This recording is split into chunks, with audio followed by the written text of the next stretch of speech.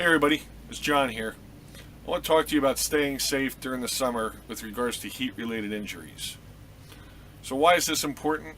Well, for a couple of reasons. First off, uh, as a population, we're more mobile than we were even just recently. And by that I mean, if you were born in New Zealand and now live in New Jersey, or if you were born in Ohio and now live in the Northwest, or if you were born in New Jersey and now live in Oregon, your mindset is sort of that I can keep working and playing the way I did as a kid or the way I did before I moved here. And what's going to wind up happening is people aren't really paying attention to or aren't going to adjust their level of work and exertion for where they are or even what they're doing. Maybe they've changed jobs. Maybe they're doing something outdoors. Now, what we're talking about here is heat-related injury, and particularly death. Okay? Now, I'm not talking about heat exhaustion, and I'm not talking about heat stroke. Both of those are examples of what you run into when you're dehydrated. So a lot of that can be resolved just by drinking a buttload of water. Okay? That's a whole separate issue. Put that aside. What I want to talk to you about is toxic weather. And by that I mean environmental situations when the humidity is too high and the temperature is too high for you to basically be able to live outside and do anything for any period of time.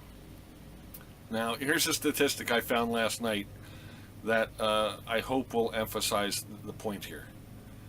In 1950, on average, there was 1 day a year of toxic weather.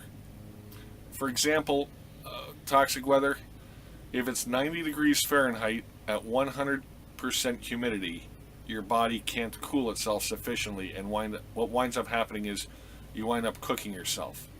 That is toxic weather. Now, in support of this, I'm going to cut to a chart, the heat index chart, in a few minutes. But getting back to the statistic of 1 day a year having toxic weather in 1950. Currently, there are on average about 20 days of toxic weather during a year.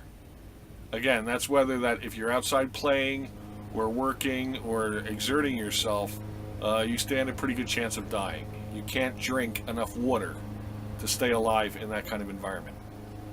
Now, the interesting thing, and I don't care if you're a climate change believer or if you're a denier or what, but apparently, according to the National Weather Service and NOAA, the National Oceanographic and Atmospheric Administration, by 2050, not long from now, is that 35 years?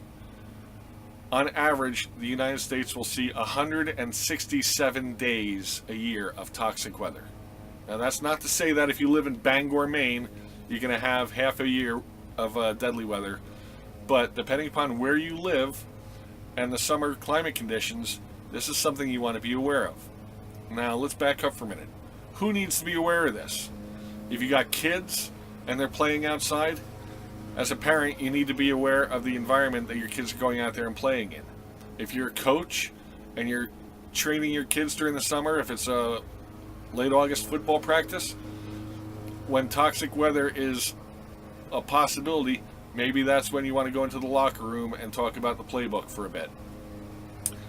If you're old, elderly, if you're overweight, if you're young, if you've got kids, if you typically live in a cubicle from 9 to 5 Monday through Friday, and then you're going to go out and chop a cord of wood on Saturday, and it's high humidity and high temperature, these are all situations where you need to be aware of the weather.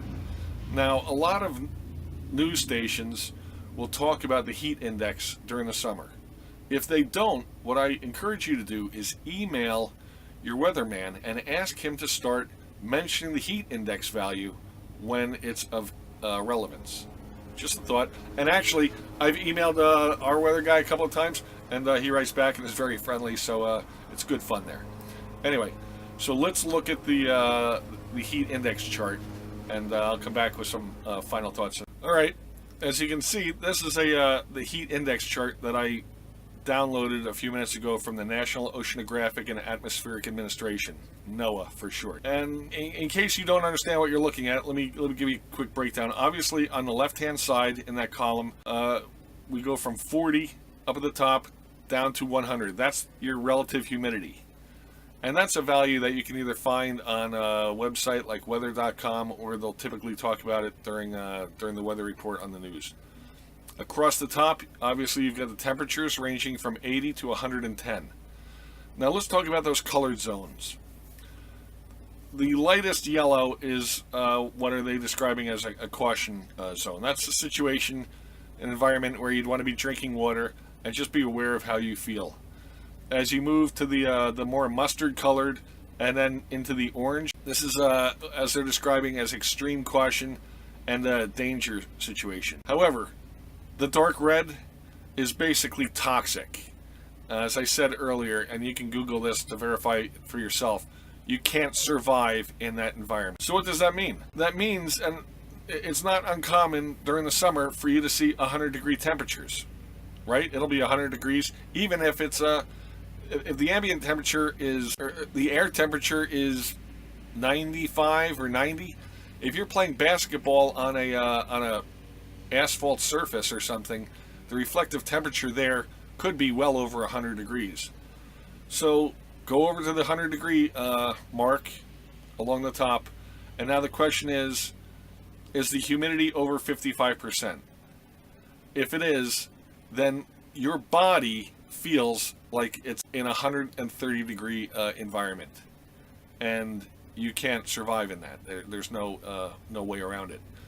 And this is scenario, in this situation, this is when we see or hear on the news about, football team had double sessions of practice in late August, and kid dropped dead. Well, why did he drop dead? Because his helmet was like a giant sauce pot and his brain was cooking because his body couldn't stay cool enough. And no amount of water or Gatorade or anything will help you in a toxic environment, a toxic heat situation. What you need to do is stop working, stop exerting yourself, pull down your socks, roll up your pants a little, get in the shade, get indoors, get in an air conditioner, get away from the heat that you're currently experiencing as soon as possible. Now, it's an interesting side note. If you were to Google the military's treatment and handling of heat exhaustion, the heat index, toxic heat, all this kind of stuff, they've got tables that basically say as you move closer into the red, according to this chart, if you want to call it that, but as you move closer into the red, you're only able to work for 5 minutes or whatever the amount of time is. It's surprisingly short. But over the span of an hour, you're only allowed to exert yourself for a very limited amount of time, if, again, you're in the military. And that's because they keep a pretty good watch out for their troops. Now, as part of this YouTube video, what I'd like to ask is anybody watching this who has any prior service experience in the military, regardless of the branch, if you could share your thoughts and comments about the training you received about heat awareness, or experiences you had with a buddy collapsing, or your knees buckling, or what have you, as far as being exposed to bad weather. I myself, one day, was in New Mexico talking with two other individuals when the person standing next to me, their eyes rolled back in their head and they collapsed on the ground. Obviously not exactly toxic weather because the humidity was so low, but it was a scenario, we were in the scenario of somewhere between heat exhaustion and heat stroke. But you don't necessarily go through those first two steps before you reach, the toxic weather scenario. You can go straight there, because of how quickly this can affect you.